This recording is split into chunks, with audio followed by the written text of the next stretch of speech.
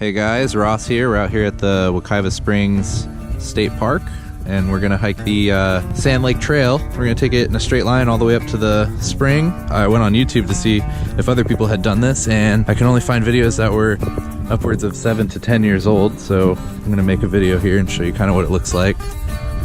So keep up. This way, right? Yep. Yeah. All right, so at the fork, we're gonna make a left and then we're gonna make another left here. That's gonna take us to the trail that we're looking for. I think this might be it. Yep, Mill Creek. Is that what it is? Hold on.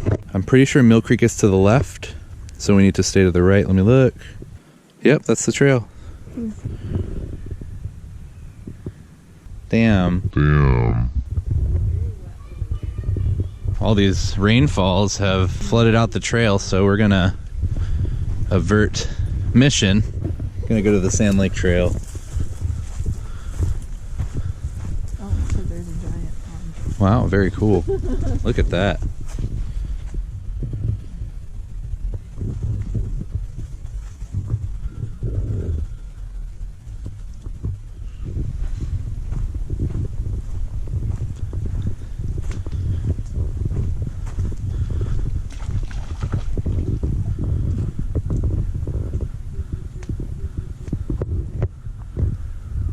Heard something going to the water there.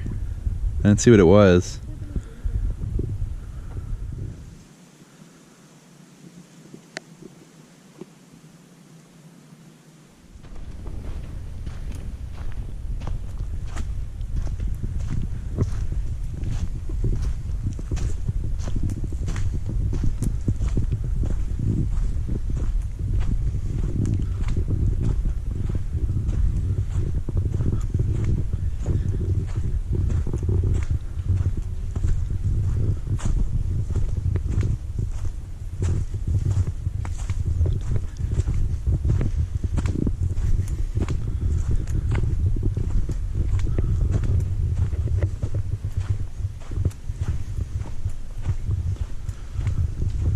So we're out here hiking the Wekiwa River right along the floodplains, and used to be Native American Indians that lived here for hundreds of thousands of years,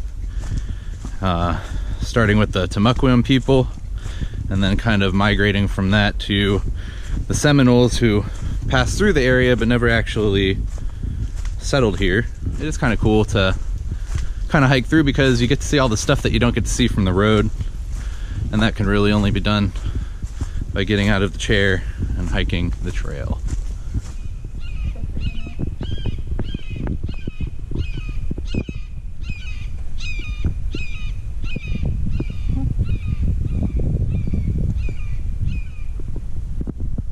Got some people that came on out here to fish. Looks pretty cool. Big old tree knocked over. Wow. Look at that thing. Sitting tree. That is a sitting tree. Oh God, I can't.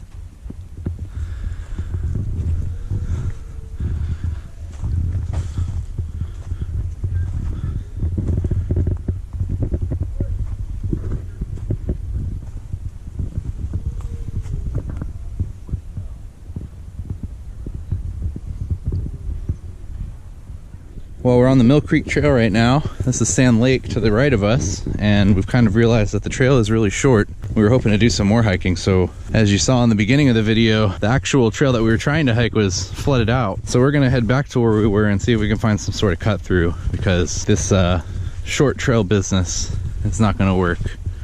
See you later. Here you can see they do some controlled burns, all part of the environmental process.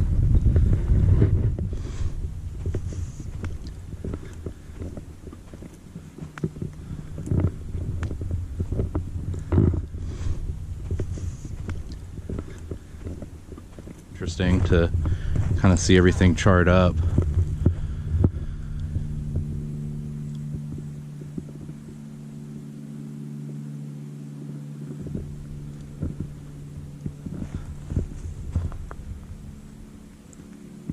There was I'm assuming part of Mill Creek. You can see this was built a really long time ago.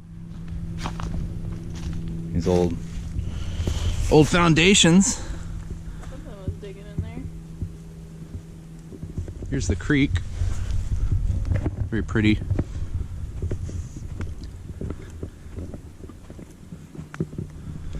And hold on, let me get to the other side here.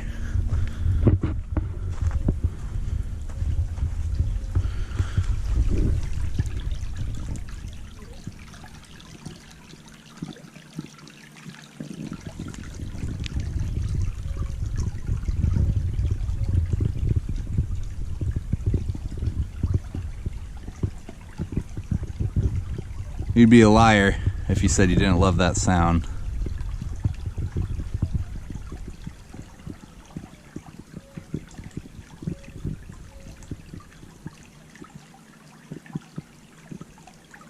So, you would normally walk right by these if you weren't paying attention to look for them.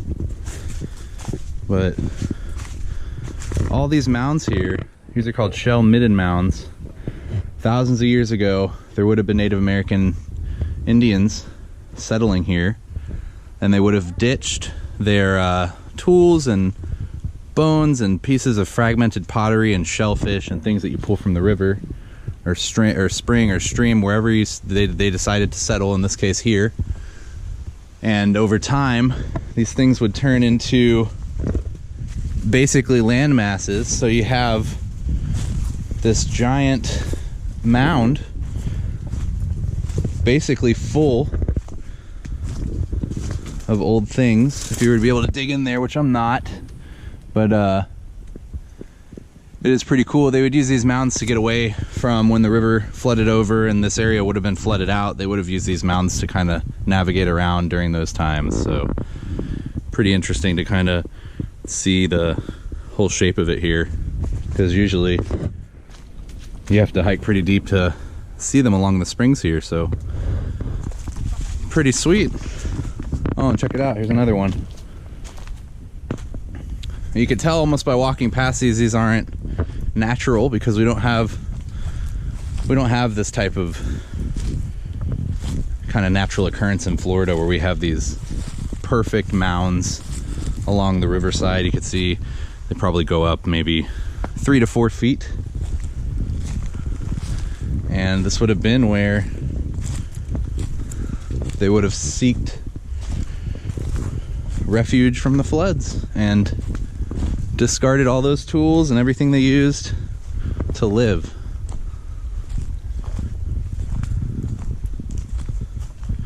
Pretty cool. We're the blue dot, and we're gonna hike the trail to the right. And then if you scroll over, babe. Yeah, that's the trail we're gonna, when we run into that straight line, we're gonna follow it straight up, and we're gonna dead end right there at Rock Springs Run.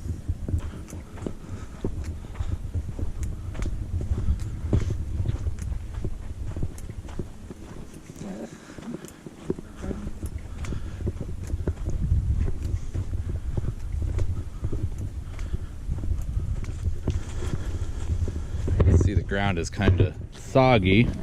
We've had some rains come through the past probably week or two. Had some really long-standing cold fronts that have taken forever to pass. So we're hoping that this trail isn't flooded out. We'll have to kind of play it by ear and see how far we can get. Oh, we're getting to some flooded out trails, guys.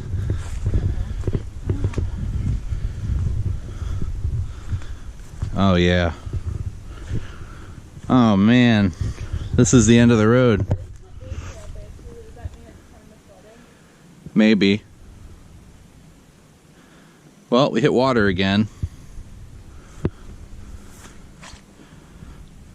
No good. We did try. We basically hit this trail from all angles.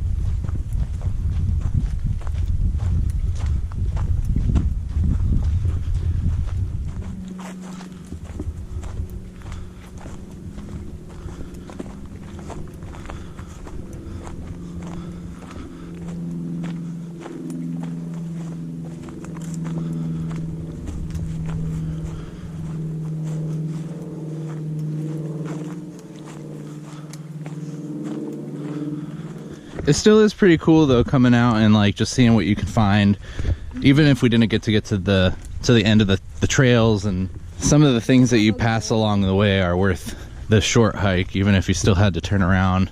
Yeah.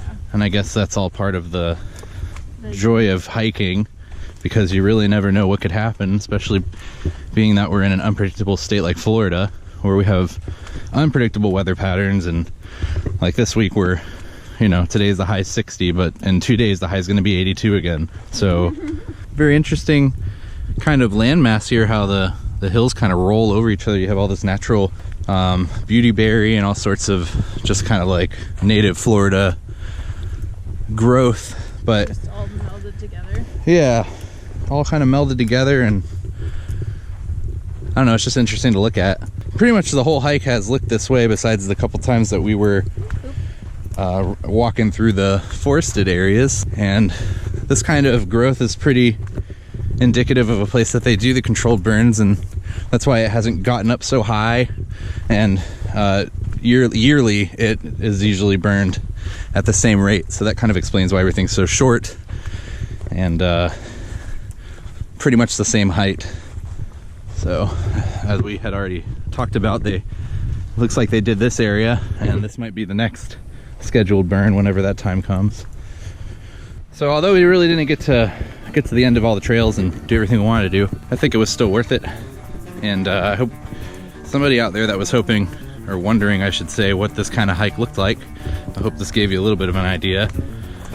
We'll be back out here on another day and make sure that we get to the end of the trail, because any other day of the year, I think without all the rain, we would have been able to get to the end of it. So maybe wait a little bit until these cold fronts have passed, and then we'll head back out here. Thanks for checking it out, and sorry we didn't get to the end of the trail together. Tune in next time. Peace.